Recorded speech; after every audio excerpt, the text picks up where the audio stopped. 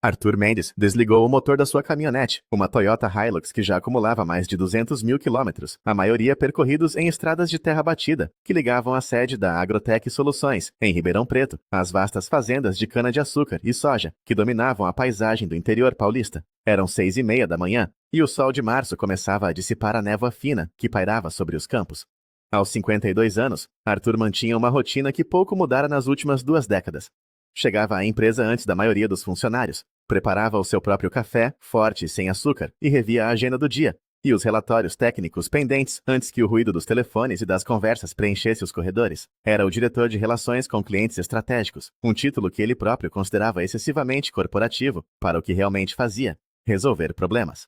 Engenheiro agrônomo de formação, Arthur juntara-se à Agrotech quando esta era ainda uma pequena empresa familiar, fundada por Roberto Lacerda, um visionário que acreditava que a tecnologia podia revolucionar a produtividade agrícola brasileira. Juntos, desenvolveram e implementaram os primeiros sistemas de irrigação de precisão da região, construindo a reputação da empresa não com marketing agressivo, mas com resultados mensuráveis e uma confiança que se solidificava safra após safra.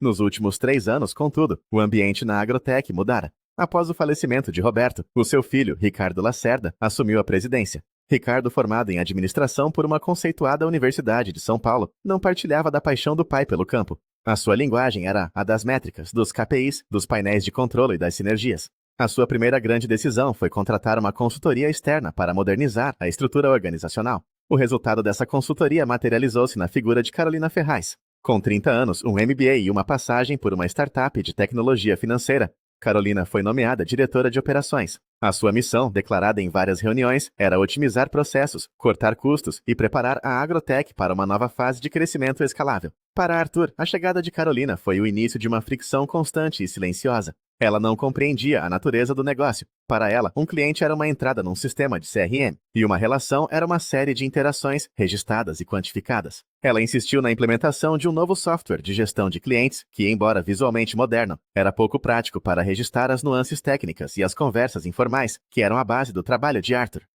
Ela questionava as despesas de viagem de Arthur para visitar clientes, sugerindo que muitas questões poderiam ser resolvidas por videochamada, ignorando que a confiança de um agricultor se ganha no campo, observando o solo, analisando a plantação e discutindo os problemas ao lado de um trator. O ponto de inflexão era o projeto com o Grupo Amarante, um dos maiores produtores de cana-de-açúcar e etanol do país. Durante quase um ano, Arthur trabalhara na concessão de uma solução customizada para as suas fazendas.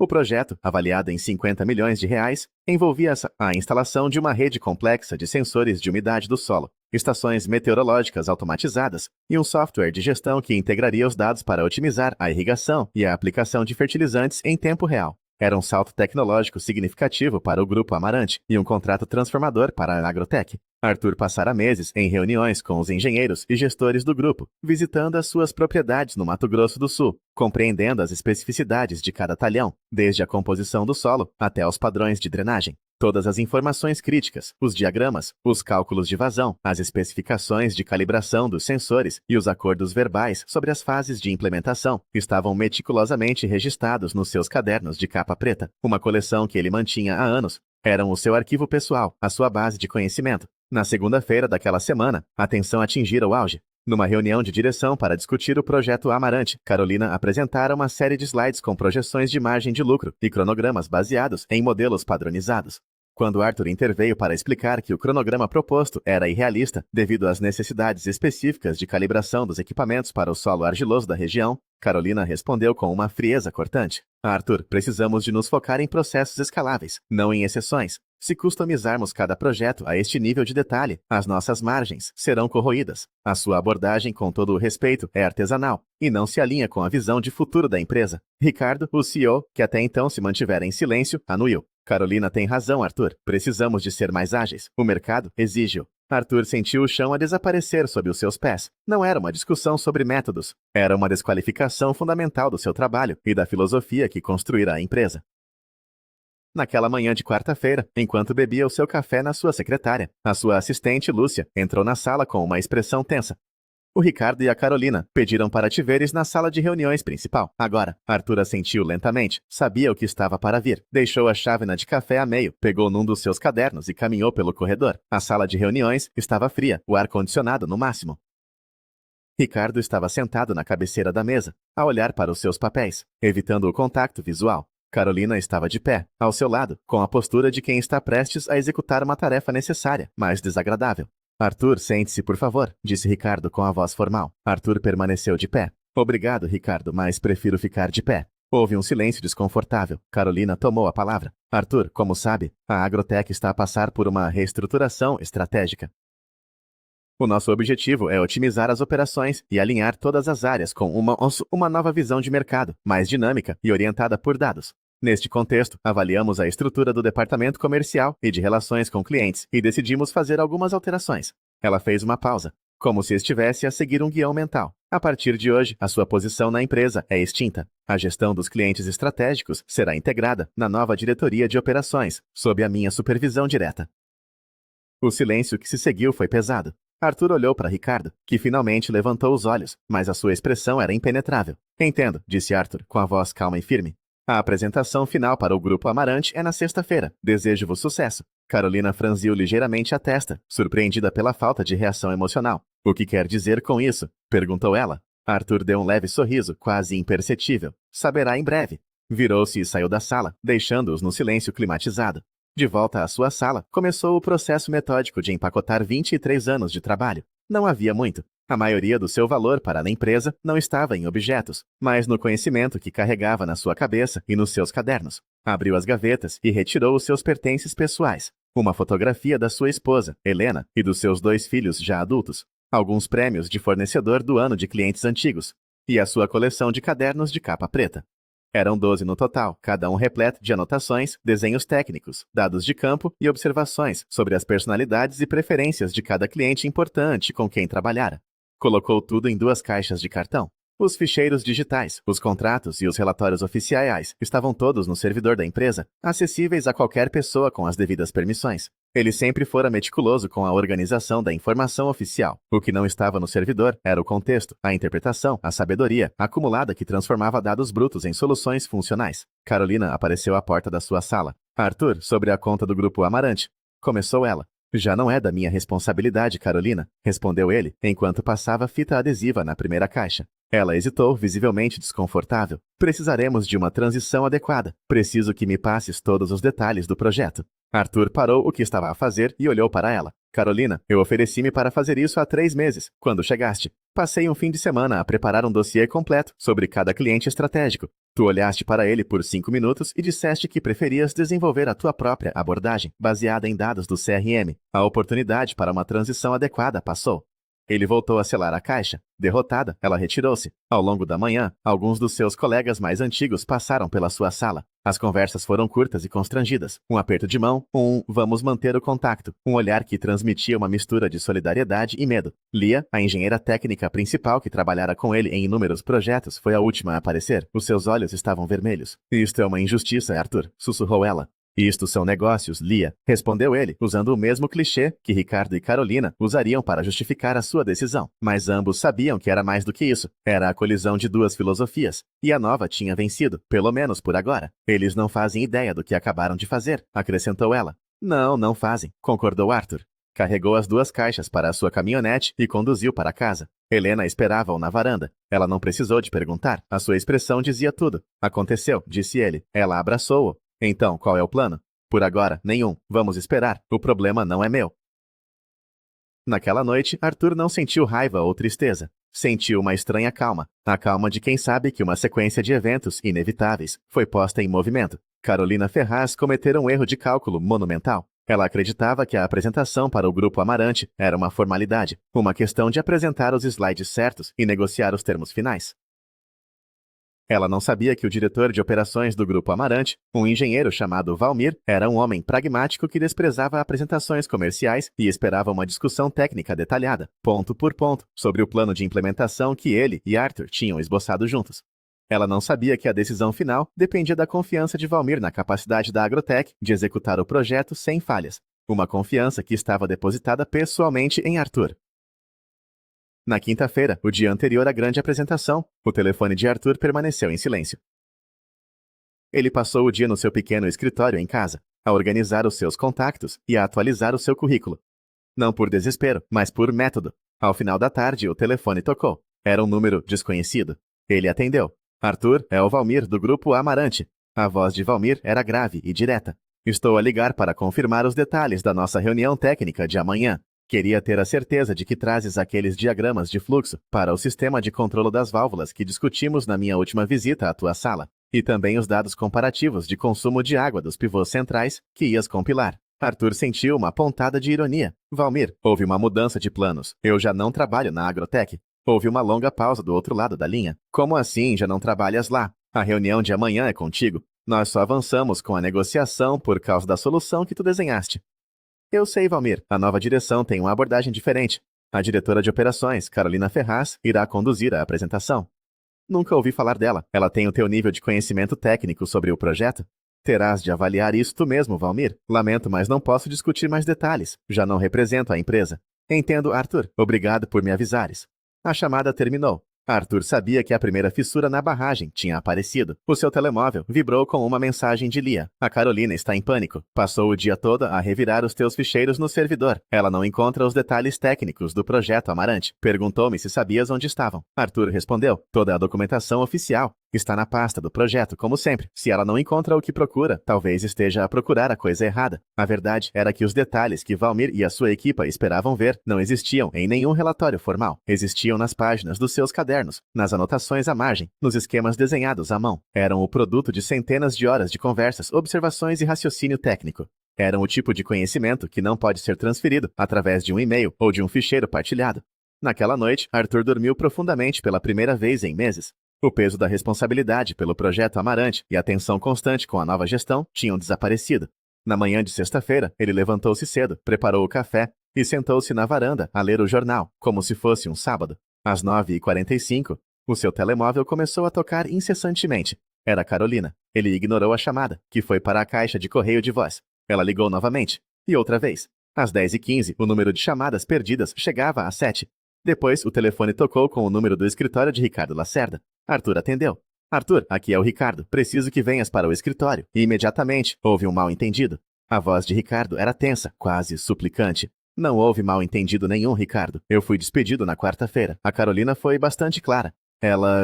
Talvez ela se tenha precipitado. Podemos resolver isto. O pessoal do Grupo Amarante está aqui e estão a pedir por ti. Estão a fazer perguntas técnicas que ninguém consegue responder. Lamento, Ricardo, mas como sabes, legalmente, eu não posso representar a Agrotech. O meu contrato foi rescindido. Qualquer ação da minha parte em nome da empresa seria imprópria. Então vem como consultor, diz o teu preço, o que for preciso. Não estou interessado, Ricardo. Estou ocupado com os meus próprios assuntos. E era verdade. Ele tinha uma chamada agendada para as 11 com o diretor de uma empresa concorrente, a Inova Agro, que soubera da sua saída através de um contacto comum e se mostrara imediatamente interessada. Arthur desligou o telefone. Imaginou a cena na sala de reuniões da Agrotech. A equipa do grupo Amarante, liderada pelo pragmático Valmir, a olhar com impaciência para os seus relógios, enquanto Carolina tentava desviar das suas perguntas com jargão corporativo e promessas vagas. Ela pensara que podia substituir 23 anos de experiência com um PowerPoint bem desenhado. Estava a descobrir, da forma mais dura, a diferença entre gerir um processo e dominar um conteúdo. Por volta do meio-dia, recebeu outra mensagem de Lia. Eles foram-se embora. O Valmir disse que a reunião foi uma perda de tempo e que o Grupo Amarante iria reavaliar as suas opções de fornecedores. A Carolina está fechada na sala dela desde então. O Ricardo está furioso. Arthur não sentiu qualquer prazer com a notícia. Sentiu apenas uma confirmação melancólica do que já sabia. A competência não é um item que se possa otimizar numa folha de cálculo. A confiança não é um KPI. Mais tarde, nesse mesmo dia, Carolina ligou novamente. Desta vez, Arthur atendeu. A sua voz era uma mistura de raiva e desespero. Tu sabotaste a empresa, Arthur. Escondeste informação crítica de propósito. Que informação, Carolina? Todos os ficheiros oficiais da empresa estão no servidor. O que levei comigo foram os meus cadernos pessoais, comprados com o meu dinheiro, contendo as minhas anotações pessoais. O meu contrato de trabalho, é claro quanto a isso, são propriedade minha. Tu sabes que não é assim que funciona. A informação sobre os clientes pertence à empresa. Não, Carolina, a informação pertence à empresa. O conhecimento e a experiência pertencem ao profissional. Vocês despediram o profissional. Ficaram com a informação. Aparentemente não foi suficiente. Ela desligou com violência. No sábado de manhã, Arthur recebeu uma chamada de um headhunter especializado no setor do agronegócio. A notícia da sua saída e do fiasco com o Grupo Amarante já circulava nos bastidores do setor. Arthur, tenho 2 empresas muito interessadas em conversar contigo. Uma delas é a Inova Agro. Eles estão a expandir a sua divisão de projetos especiais e procuram alguém com o teu perfil para liderar a área. Na segunda-feira seguinte, Arthur foi para Campinas para uma reunião na sede da Inova Agro. A diferença de cultura era palpável. A conversa não foi sobre cortar custos ou otimizar processos, mas sobre desenvolver soluções robustas, investir em investigação e desenvolvimento e construir parcerias de longo prazo com os clientes. Eles não queriam apenas o seu conhecimento, queriam a sua metodologia. No final do dia, ele tinha uma oferta formal em mãos, diretor de soluções estratégicas, com um salário 30% superior ao que ganhava na Agrotech, participação nos lucros e um bônus de contratação substancial. Ele aceitou. 2 semanas depois, já no seu novo cargo na Inova Agro, Arthur recebeu uma chamada. Era Valmir, do Grupo Amarante. Arthur, fiquei a saber que estás na Inova Agro. Parabéns. Escuta, nós ainda precisamos daquela solução de irrigação. A Agrotech continua a ligar-nos, a prometer mundos e fundos, mas perdemos a confiança neles. Achas que a Inova Agro teria capacidade para desenvolver um projeto semelhante? Arthur sorriu. Valmir, acho que podemos fazer melhor do que isso. 6 meses passaram. A implementação do projeto no Grupo Amarante pela Inova Agro estava adiantada em relação ao cronograma. O sucesso do projeto tornou-se um caso de estudo, atraindo novos clientes de grande porte para a Inova Agro. Arthur, com o apoio da sua nova empresa, contratou Lia, que pedira demissão da Agrotech, para ser a sua gestora técnica principal. Juntos estavam a construir uma equipa, baseada nos princípios que ele sempre defendera: competência técnica, confiança e foco no cliente. Um dia, ao ler um portal de notícias de negócios do setor, Arthur deparou-se com uma pequena nota. A Agrotech Soluções anuncia nova rodada de demissões, após perda de contratos importantes. Fontes do mercado indicam que a empresa enfrenta dificuldades financeiras. Numa nota de rodapé, mencionava-se que a diretora de operações, Carolina Ferraz, tinha deixado a empresa há alguns meses. Mais tarde, o seu perfil no LinkedIn mostraria uma nova posição numa consultoria de gestão, com um título vago sobre transformação digital. A secção sobre a sua passagem pela Agrotech era breve e não mencionava resultados específicos. Ricardo Lacerda acabaria por vender a Agrotech. A Agrotech a um conglomerado maior por uma fração do seu valor de mercado anterior, pondo fim ao legado da família. Arthur fechou o computador. Estava na sua caminhonete, desta vez um modelo mais novo, fornecido pela Inova Agro, parado na beira de uma estrada de terra no Mato Grosso do Sul. À sua frente, um pivô central gigante movia-se lentamente sobre um campo de soja verdejante, a água a cair como uma chuva fina e precisa, controlada pelos sensores e algoritmos que a sua equipa instalara. Não havia sentimento de vingança, apenas a satisfação tranquila de ver o bom trabalho a produzir bons resultados. Ele ligou o motor e seguiu para a próxima fazenda. O trabalho continuava. A única diferença era que agora ele estava num lugar onde esse trabalho era compreendido e valorizado. A melhor resposta à incompetência não era o confronto, mas a demonstração contínua da competência em outro lugar. O mercado, com o tempo, faria o resto. A transição de Arthur para a Inova Agro foi mais suave do que ele esperava, mas também mais exigente. A empresa, embora mais moderna e bem capitalizada que a Agrotech, tinha as suas próprias complexidades. O seu desafio inicial não foi apenas replicar o sucesso do projeto Amarante, mas também integrar a sua filosofia de trabalho numa cultura que, embora valorizasse a competência, era mais agressiva comercialmente e orientada para o crescimento rápido. O CEO da Inova Agro, um homem chamado Fernando Meirelles, era o oposto de Ricardo Lacerda. Era um empreendedor experiente, com um profundo conhecimento técnico do setor, mas também com uma impaciência por resultados que por vezes roçava a implacabilidade. Nos primeiros meses, Arthur focou-se em estabelecer a sua credibilidade internamente. Em vez de simplesmente assumir o controle da nova divisão, passou semanas a acompanhar as equipas de campo da Inova Agro, a aprender os seus processos, a compreender os pontos fortes e fracos dos seus produtos e a ouvir as frustrações dos engenheiros e técnicos. Ele descobriu que, apesar da tecnologia superior da Inova Agro, a empresa sofria de um problema comum em organizações de crescimento rápido: uma desconexão entre o departamento de vendas, que prometia soluções customizadas, e o departamento de engenharia, que lutava para entregar essas customizações dentro de prazos e orçamentos apertados. A sua primeira grande contribuição não foi um novo contrato, mas a criação de um processo de validação técnica obrigatório. Antes que qualquer proposta comercial fosse enviada a um cliente estratégico, ela teria de ser revista e assinada pela sua equipa de soluções estratégicas. O objetivo era garantir que o que era prometido era tecnicamente execuível e economicamente viável. A medida foi inicialmente recebida com resistência pela equipa de vendas, que a via como um obstáculo burocrático. Arthur, o nosso ciclo de vendas já é longo. Se adicionarmos mais uma etapa, vamos perder para a concorrência, argumentou o diretor comercial numa reunião tensa. Arthur respondeu com calma, usando dados. Apresentou uma análise dos últimos 10 grandes projetos da empresa, mostrando que 6 deles tinham excedido o orçamento em mais de 20% devido a ajustes técnicos imprevistos após a assinatura do contrato. Não estamos a atrasar a venda, explicou Arthur. Estamos a garantir a rentabilidade e a satisfação do cliente a longo prazo. Um cliente insatisfeito com uma implementação problemática custa-nos mais do que uma venda perdida. Fernando Meirelles, o CEO, apoiou Arthur. A medida foi implementada. Enquanto isso, as notícias sobre a Agrotech continuavam a chegar através de contatos e de Lia, que ainda mantinha amizade com alguns ex-colegas.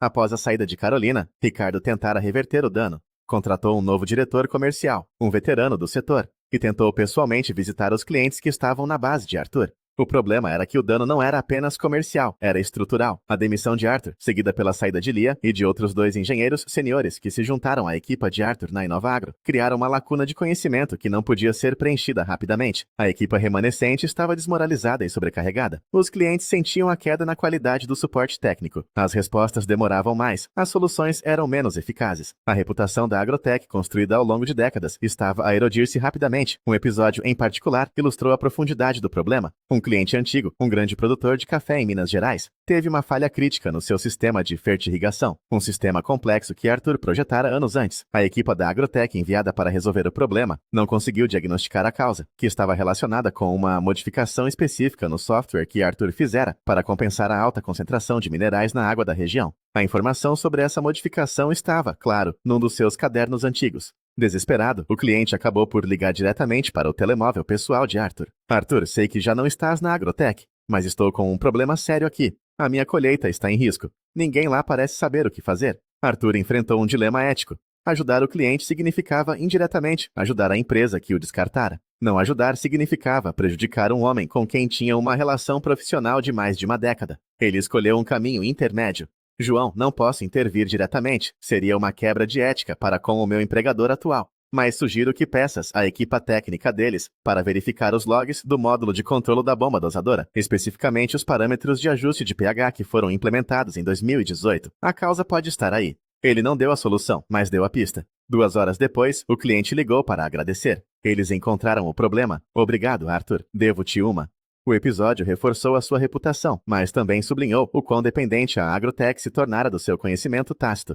Na Inova Agro, o processo de validação técnica começou a dar frutos. O número de projetos com derrapagens de custo diminuiu drasticamente. A equipa de vendas, embora inicialmente cética, começou a ver o valor de ir para as negociações com propostas tecnicamente sólidas, o que aumentava a sua própria credibilidade junto dos clientes. Arthur e a sua equipa tornaram-se um centro de excelência dentro da empresa, não apenas a executar projetos, mas também a treinar as outras equipas. Lia, em particular, destacou-se. A sua atenção meticulosa aos detalhes e a sua capacidade de traduzir necessidades complexas de clientes em especificações técnicas claras fizeram dela uma figura indispensável. Cerca de 1 ano após a sua contratação, Fernando Meirelles chamou Arthur para a sua sala. Arthur, o conselho está extremamente satisfeito com os resultados da tua divisão. O projeto Amarante abriu-nos portas que antes estavam fechadas. Mas eu quero mais. O nosso maior concorrente a nível nacional, a Tecnocampo, domina o mercado no sul do país. Eles são bons, mas são arrogantes e lentos a inovar. Quero que desenvolvas uma estratégia para entrarmos nesse mercado.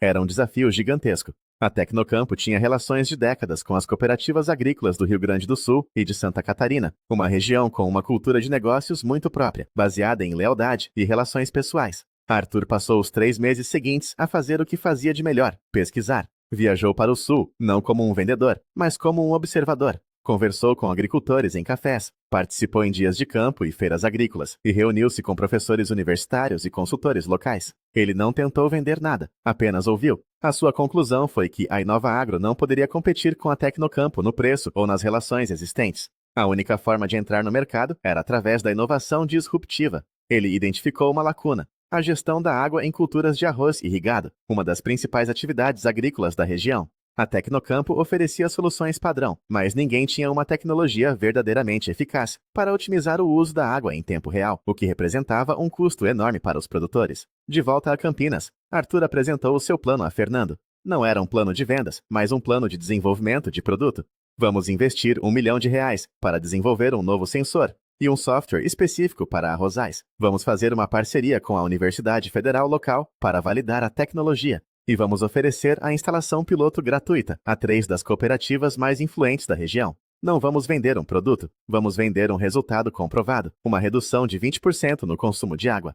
Fernando, um homem que apreciava a audácia, aprovou o plano.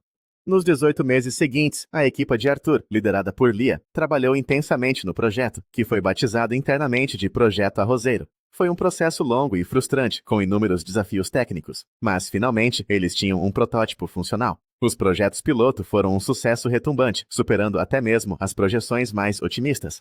A notícia espalhou-se rapidamente pela comunidade agrícola do Sul. A Tecnocampo, apanhada de surpresa, tentou reagir, mas a sua estrutura pesada e burocrática tornou a sua resposta lenta e inadequada. Em 2 anos, a InovaAgro conquistou uma cota de mercado de 15% na região, um feito que muitos consideravam impossível. Arthur foi promovido a vice-presidente de Estratégia e Inovação. Um dia, enquanto estava no aeroporto de Porto Alegre, à espera de um voo de volta para Campinas, Arthur encontrou Ricardo Lacerda. O ex-CEO da Agrotech parecia mais velho, o seu ar de confiança substituído por uma expressão de cansaço. Ele estava a trabalhar como consultor para uma empresa de investimentos que analisava aquisições no setor agro. Eles cumprimentaram-se de forma constrangida. Fiquei a saber do teu sucesso na InovaAgro, Arthur. Parabéns, disse Ricardo. Obrigado, Ricardo. Eu cometi um erro, disse Ricardo, a olhar para o chão. A Carolina. Ela convenceu-me de que o futuro estava nos processos, nos sistemas, que as pessoas eram substituíveis. Ela estava errada, eu estava errado. O que tu e o meu pai construíram era baseado em pessoas. Eu desmontei isso em menos de 1 ano. Arthur não sabia o que dizer. Não havia mais raiva, apenas uma certa pena. Espero que estejas bem, Ricardo. Foi tudo o que conseguiu dizer. Estou a sobreviver, respondeu ele com um sorriso fraco. Aprendi a lição, embora tenha custado à empresa do meu pai. O seu voo foi chamado. Eles despediram-se com um aperto de mão. Enquanto caminhava para o portão de embarque, Arthur refletiu sobre a conversa. A história de Carolina e Ricardo não era uma anomalia. Era um conto de advertência comum no mundo dos negócios. A tentação de acreditar que a tecnologia e os processos podem substituir o conhecimento humano, a experiência e a confiança. A sua própria jornada era a prova de que, no final, o ativo mais valioso de qualquer empresa não está nos seus servidores ou nos seus manuais, mas nas mentes e nas relações das pessoas que a compõem. E esse era um ativo que, uma vez perdido, era quase impossível de recuperar. O avião descolou e Arthur olhou pela janela para as luzes da cidade a ficarem para trás. Ele tinha um novo desafio pela frente: como garantir que a InovaAgro, agora uma empresa grande e bem-sucedida, não cometesse o mesmo erro que a Agrotech cometera. Como escalar o crescimento sem perder a alma. Esse era, talvez, o projeto mais complexo da sua carreira.